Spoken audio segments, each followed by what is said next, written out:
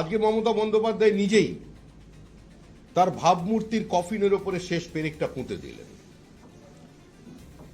একটি রাজ্যের মুখ্যমন্ত্রী যিনি সংবিধানের শপথ নিয়েছেন,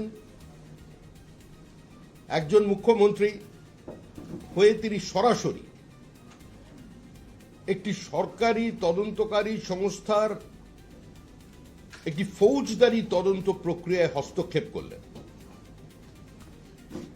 এটা অনৈতিক শব্দটা না বলাই ভালো, এটা সম্পূর্ণ আইন বহির্ভূত, অপরাধীদের আড়াল করার প্রচেষ্টা, তথ্য প্রমাণ লোপাট এবং তার সঙ্গে এই পুরো ব্যবস্থার সঙ্গে যে তৃণমূল কংগ্রেস সম্পৃক্ত হয়ে আছে, এই দুর্নীতি থেকে যে তৃণমূল কংগ্রেসকে কোনোভাবেই বিচ্ছিন্ন করা যায় না।